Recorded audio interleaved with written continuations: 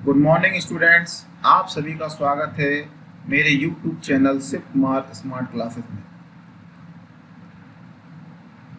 आज के वीडियो में हम लोग तिर्यक रेखा द्वारा बने कोणों के बारे में अध्ययन करेंगे। यदि दो रेखाओं को, ये दो रेखा हमारी, एक रेखा हमने L ले ली और एक रेखा हमने ये M ले ली, और इसको कोई तीसरी रेखा जो है इस तरीके से काट रही है, मान लीजिए N ले लिया। तो कहने का मतलब है यदि दो रेखाओं को एक तिर्यक रेखा काटती है तो कुल 8 कोण बनते हैं। कितने कोण बनते हैं? 8। देखिए, 1 2 3 4 5 6 7 8। यदि दो रेखाओं को एक तिर्यक रेखा काटती है तो कुल 8 कोण बनते हैं। कितने बनते हैं? 8 कोण। 8 कोणों में तो 4 कोण जो होते हैं वो हमारे अंतः क्षेत्र में बनते हैं। देखिए, ये रेखा L है और ये रेखा M, इनके बीच में बन रही है। दोनों रेखाओं के बीच में बन रहे हैं, ये कैसे कहलाएंगे हमारे? ये चार कोण कैसे हो गए हमारे? ये 4 कोण हमारे अंतः क्षेत्र में हो गए। किसने? अंतः क्षेत्र में। और बाकी के 4 कोण, कोण 1, कोण 2, कोण 7 और कोण 8, ये हमारी दोनों रेखाएं L और M है, उनके बाहर बन रहे हैं। कहाँ बन रहे हैं? बाहर बन रहे हैं। तो ये 4 कोण कैसे हमारे बाह्य क्षेत्र में है। ठीक है, तो हमने क्या समझा? यदि दो रेखाओं को एक तिर्यक रेखा काटती है तो कुल 8 कोण बनते हैं, जिसमें 4 कोण अंतः क्षेत्र में और 4 कोण बाह्य क्षेत्र में बनते हैं।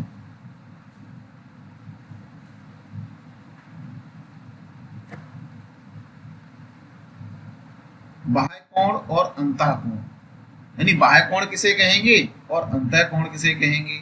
तो सिंपलता है कि बाह्य कोण और अंतः कोण। तो अगर इसकी हमें परिभाषा लिखनी हो तो क्या लिखेंगे हम इसे? कि बाह्य क्षेत्र में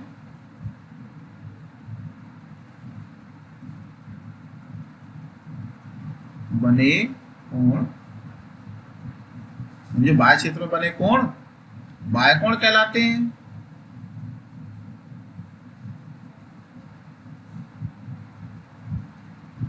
ठीक है भाई, जो बाह्य क्षेत्र बन रहे हैं, अभी हमने पढ़ा था ना बाह्य क्षेत्र और अंतः क्षेत्र।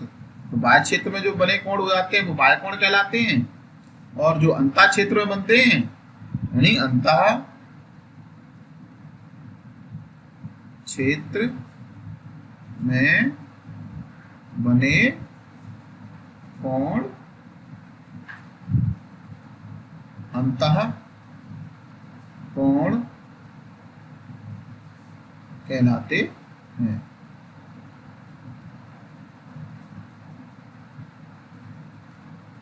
ठीक है, बाह्य क्षेत्र में बने कोण बाह्य कोण कहलाते हैं और अंतः क्षेत्र में बने कोण अंतः कोण कहलाते हैं। ये दोबारा समझ लिए, ये दो रेखाएं हैं, इनको एक तिर्यक रेखा काट रही है, तो ये अंदरूनी ये कोण, ये हमारे कोण जो बन रहे हैं ये कैसे कहलाएंगे? ये हमारे अंतः कोण कहलाएंगे। और जो इधर बन रहे हैं, ये वाला कोण है, ये वाला कोण है, ये वाला कोण है, ये वाला कोण है, ये सारे कोण कैसे हमारे चारों कहलाएंगे? ये हमारे बाह्य कोण कहलाएंगे। अगर इसमें कोणों के नामकरण कर देते हैं, कोण 1, कोण 2, कोण 3, कोण 4, कोण 5, कोण 6, कोण 7 और कोण 8। तो अब इसमें अगर ये कहा जाए बाह्य कोण कौन से और अंतः कोण कौन से हैं, तो इसमें बाह्य कोण हमारे देखिए कोण 1, ठीक है, कोण 2 और कोण 7 और कोण हमारा 8, ये हमारे कैसे हैं? बाह्य कोण है।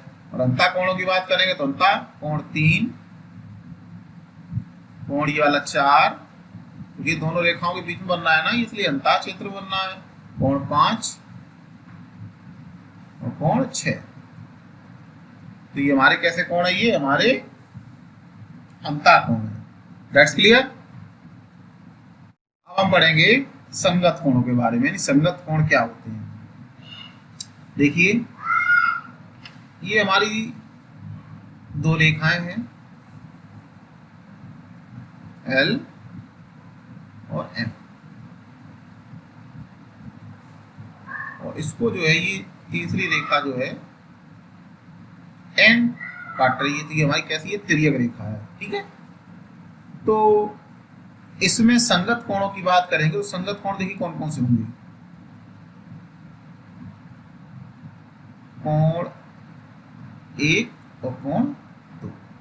कोण 2 का संगत कोण होगा कोण ये, यानी 1 2 3 4 5 6, और इसका क्या होगा ये कोण 5।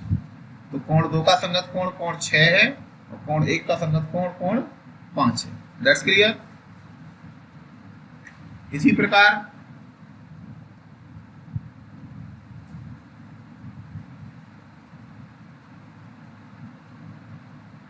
ये देखिए, इसका संगत कोण ये है और इसका संगत कोण ये है। ठीक है, कोण 3 4 7 8, यानी कोण 4 का संगत कोण कोण 8, कोण 3 का संगत कोण कोण 7। यानी हमारे अगर संगत कोणों की बात की जाए तो कोण 2 और कोण 6, कोण 2 कोण 6। ठीक है, कोण 1 और कोण 5, कोण 4 और कोण 8, और कोण 3 और कोण 7। ये हमारे कैसे हैं, संगत कोण हैं। अब इनकी अगर परिभाषा पूछी जाए संगत कोण किसे कहते हैं, तो परिभाषा के रूप में क्या कह सकते हैं, देखिए, यदि दो रेखाओं को, ठीक है, दो रेखाओं को एक तिर्यक रेखा काटती है तो तिर्यक रेखा के एक ही ओर, एक देखिए 2 और 6, 2 और 6 तिर्यक रेखा के एक ही ओर बन रहे हैं ना, 1 और 5 तिर्यक रेखा के राइट हैंड साइड पे बन रहे हैं, एक ही साइड बन रहे हैं। इसी प्रकार कोण 4 और 8 इस तिर्यक रेखा के लेफ्ट हैंड साइड पे बन रहे हैं। कोण 3 और कोण 7 ये तिर्यक रेखा के राइट हैंड साइड पे बन रहे हैं, यानी एक ही साइड पे बन रहे हैं। तो हमारी क्या परिभाषा हो गई, यदि दो रेखाओं को एक तिर्यक रेखा काटती है तो तिर्यक रेखा के एक ही ओर विभिन्न शीर्षों पर बने, विभिन्न शीर्षों पर, देखिए एक शीर्ष ये है और एक शीर्ष ये है, तो ये शीर्ष इस शीर्ष पर, कोण 2 इस शीर्ष पर बनना है और कोण 6 इस वाले शीर्ष पर बनना है, नहीं अलग अलग शीर्षों पर कोण बन रहे हैं। ठीक है, और दूसरी बात खासियत क्या है, देखिए इसमें जो है एक अंतः क्षेत्र में है, देखिए ये वाला कोण कैसा है, अंतः क्षेत्र में है, और ये कोण कैसा है, बाह्य क्षेत्र में है। तो ऐसे कोण कैसे कहलाते हैं, हमारे संगत कोण कहलाते हैं। तो संगत कोण की कंडीशन क्या हो गई हमारी, संगत कोण की कंडीशन हमारी 3 हो गई। और एक कंडीशन, पहली कंडीशन है हमारी क्या कह रही, तिर्यक रेखा की एक ही हो, तिर्यक रेखा के एक ही ओर,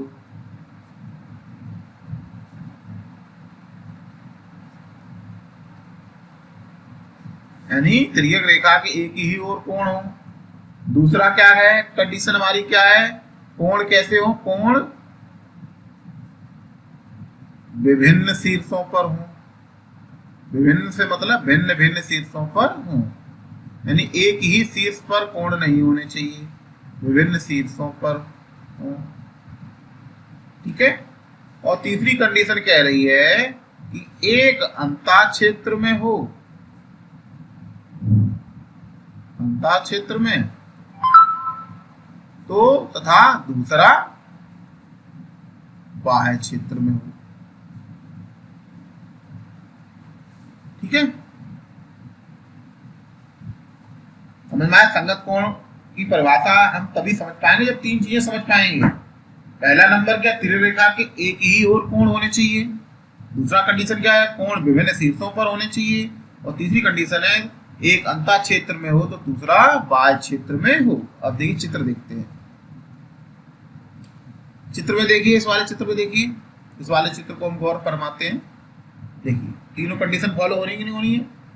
कोण 4 और 8 की बात करें, ठीक है, कोण 4 तिर्यक रेखा के एक ही साइड में है, लेफ्ट हैंड साइड में, एक ही साइड में। ठीक, पहली कंडीशन फॉलो हो गई। दूसरा कह रहा है कि विभिन्न शीर्षों पर हो, देखिए कोण 8 इस वाले शीर्ष पर है और कोण 4 हमारा इस वाले शीर्ष पर है, यानी कोण 4 और 8 विभिन्न शीर्षों पर हो गया। ठीक है, और तीसरी कंडीशन क्या है, एक अंतः क्षेत्र में और एक बाह्य। कोण 4 कैसे क्षेत्र में अंतः, देखिए दो लाइनें हैं, इन दोनों लाइनों के बीच में है, तो ये 4 अंतः क्षेत्र में हो गया और 8 बाह्य क्षेत्र में हो गया। इसी प्रकार देखिए यहाँ पर कोण 5 अंतः क्षेत्र में है, कोण 1 बाह्य क्षेत्र में है। ठीक है, यानी एक अंतः क्षेत्र में और एक बाह्य क्षेत्र में हो, तो हमारी क्या परिभाषा बनेगी, यदि दो रेखाओं को एक तिर्य रेखा काटती है तो तिर्य रेखा के एक ही ओर विभिन्न शीर्षों पर बने दो कोण जिनमें एक अंतः क्षेत्र में और दूसरा बाह्य क्षेत्र में होता है संगत कोण कहलाते हैं। अब हम समझेंगे एकांतर कोणों के बारे में। तो एकांतर कोण कौन से होते हैं, चित्र के माध्यम से पहले समझ लें। देखिए ये दो रेखाएं हमारी हैं, L और M, और एक तिर्यक रेखा काट रही है ये N हमारी। कोण जो हमारे 8 बनते हैं, जो हम पहले पढ़ चुके हैं।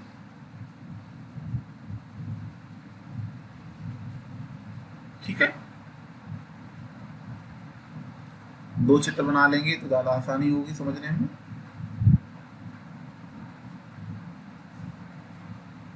L, M और N। अब यहां देखिए एकांतर कोण, कोण 4 और कोण 5, कोण, ठीक है। अब यहां पर देखिए कोण 3 और कोण 6 बन रहा है। तो ये हमारे कोण कैसे हैं, ये इस तरीके से कोण जो होते हैं वो हमारे एकांतर कोण होते हैं।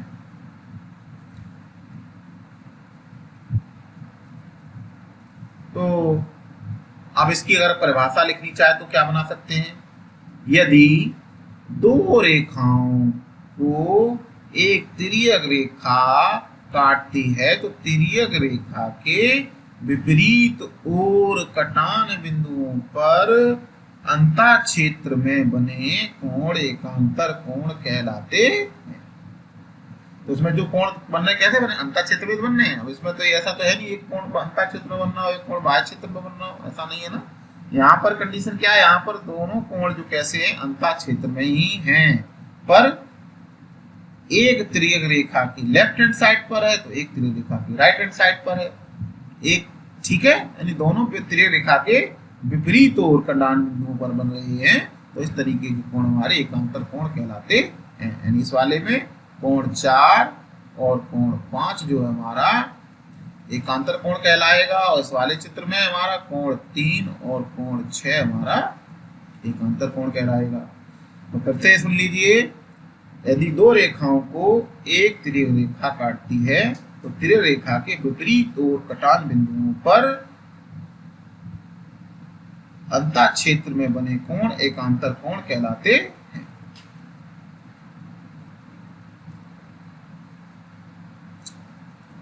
अब हम समझेंगे दो समांतर रेखाओं और एक तिर्यक रेखा द्वारा बने कोण। अभी हमने तिर्यक रेखाओं के बारे में जाना था और रेखाओं को बारे में जाना था, यानी दो रेखाओं को एक तिर्यक रेखा काट रही थी तो उसके द्वारा एकांतर कोण और संगत कोण बन रही थी। अब हम दो रेखाओं की बात नहीं करेंगे, अब हम बात करें दो समांतर रेखाओं की। कैसे, समांतर रेखाओं की, यानी दो समांतर रेखाएं। अब यहां पर क्या है, ये दो रेखाएं हमारी हैं L और M। यहां पर L जो है समांतर है M के, लेकिन जो पहले हमने चित्र बनाया था उसमें जरूरी नहीं कि L और M समांतर हों। ठीक है, लेकिन यहाँ पर हम क्या है, दो समांतर रेखाओं की बात कर रहे हैं, इसमें L और M समांतर है और ये N एक रेखा जो है एक तिर्यक रेखा है। ठीक, और तिर्यक रेखा द्वारा बने कोणों के बारे में हम जान चुके हैं कि तिर्यक रेखा द्वारा जो कोण बनते हैं वो कौन कौन से बनते हैं, संगत कोण बनते हैं और एकांतर कोण हमारे बनते हैं। तो इसमें हमारी 3 प्रॉपर्टीज आएंगी, हमारी कितनी आएंगी? 3 प्रॉपर्टीज। नंबर 1, नंबर 2 और नंबर 3। नंबर 1 तो ये होता है कि अगर दो समांतर रेखाओं की तिर्यक रेखा काटती है तो जो एकांतर कोण बनते हैं ना, एकांतर कोण कैसे होते हैं? वो बराबर होते हैं। ठीक है, दैट्स क्लियर। अगर ये मान लीजिए 40 अंश का है तो इसका एकांतर कोण कौन सा होगा? ये वाला होगा, तो ये भी हमारा 40 अंश होगा। That's clear. और दूसरा कंडीशन क्या है? जो संगत कोण बनते हैं, संगत कोण भी बनते हैं, हम सीख चुके हैं, अभी जान चुके हैं कि दो समांतर रेखाओं को या दो रेखाओं को अगर एक तिर्यक रेखा काटती है तो संगत कोण बनते हैं। तो दो समांतर रेखाओं को जब एक तिर्यक रेखा काटती है तो संगत कोण कैसे होते हैं? संगत कोण भी बराबर होते हैं। यानी अगर हमारे ये वाला 40 अंश का है तो ये वाला कोण भी हमारा क्या होगा? 40 अंश का ही होगा, क्योंकि ये वाला कोण जो बन रहा है और ये वाला कोण हमारा कैसा है? संगत कोण है। तो हमने क्या जाना? दो समांतर रेखाओं को अगर एक तिर्यक रेखा काटती है तो एकांतर कोण जो बनते हैं वो बराबर होते हैं आपस में, और उसी प्रकार संगत कोण जो बनते हैं वो भी आपस में बराबर होते हैं।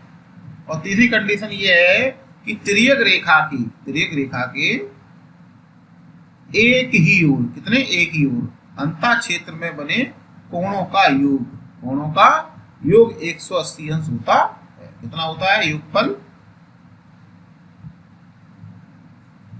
180 अंश होता है। नया चित्र बनाकर समझते हैं। ये हमारी दो रेखाएं हैं, कैसी हैं दोनों? ये दोनों हमारी समांतर रेखाएं हैं, L और M, और एक तिर्यक रेखा हमारी N काट रही है।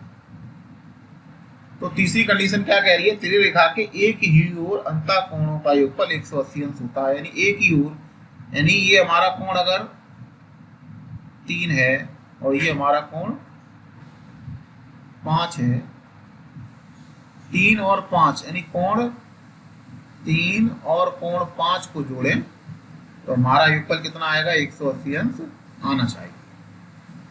ठीक है, ये कब आएगा? जब L पैरेलल M के हैं। L और M हमारी कैसी हैं? समांतर रेखाएं हैं। समांतर रेखाओं की कंडीशन में हमारा कोण 3 और 5 जोड़ेंगे तो उनका योगफल 180 अंश आएगा। कहने का मतलब है तिर्यक रेखा के एक ही ओर के अंतः कोणों का योगफल 180 अंश होता है।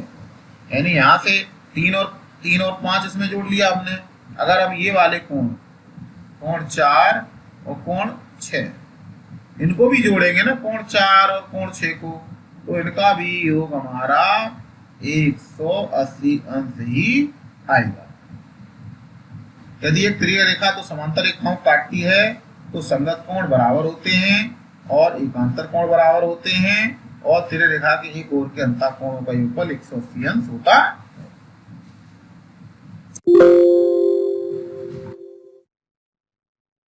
एक प्रश्न को एक उदाहरण लेते हैं, एग्जाम्पल। ये दो रेखाएं हमारी हैं L और M, कैसी हैं? समांतर, यानी L पैरेलल M, L और M समांतर रेखाएं हैं। और ये रेखा एक तिर्यक रेखा है N, इसके द्वारा काटी गई है। अब ये कोण कह रहा है, ये कोण है 50 अंश का।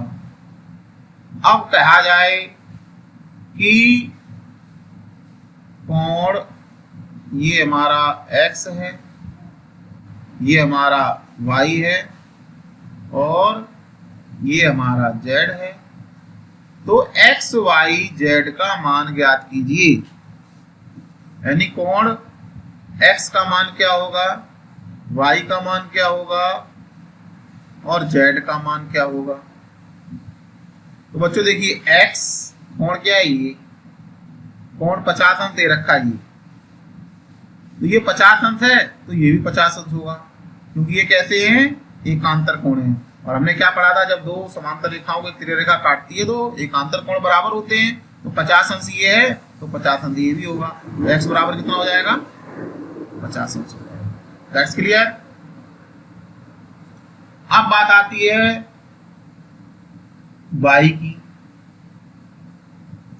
और हमने अभी क्या पढ़ा था कि तिर्यक जब दो रेखाओं को एक तिर्यक रेखा काटती है तो अंतः क्षेत्र में एक ही तरफ अंतः क्षेत्र में बने कोणों का योगफल 180 अंश होता है। यानी 50 में अगर बाई जोड़ दें तो हमारा उत्तर कितना आना चाहिए, 180 अंश आना चाहिए। ठीक है, तो 50 में बाई जोड़ेंगे 180 अंश आएगा, तो y का मान कितना हो जाएगा, 180 अंश माइनस 50, यानी 50 प्लस का ये प्लस का 50 जब इधर चला जाएगा तो माइनस का 50 हो जाएगा। और y बराबर 180 अंश में 50 गए तो कितना बचा हमारा, 130 अंश बचा हमारा। 180 अंश में 50 जाएंगे तो 30 अंश बचेगा कि नहीं बचेगा, तो हमारा y का मान कितना हो जाएगा, 130 अंश हो गया। अब z का मान पूछा है तो देखिए x हमारा कितना हो गया, 50 अंश हो गया, तो z कितना होगा, z भी 50 अंश होगा, क्योंकि कोण x और कोण z ये दोनों कैसे हैं, संगत कोण हैं, और संगत कोण कैसे होते हैं, हमारे बराबर होते हैं। तो बच्चों हमने जाना आज तिर्यक रेखाओं के बारे में और तिर्यक रेखाओं द्वारा बने कोणों के बारे में। अगर हमको ये तीनों प्रॉपर्टीज पता होंगी तो हम आसानी से इस तरीके के प्रश्नों को हल कर सकते हैं। आज का वीडियो आपको अच्छा लगा हो तो जरूर लाइक करें और अपने मित्रों में से शेयर करें, जिससे कि और बच्चे भी इस वीडियो का लाभ ले सकें और अपनी पढ़ाई को जारी रख सकें। थैंक्स फॉर वॉचिंग, धन्यवाद।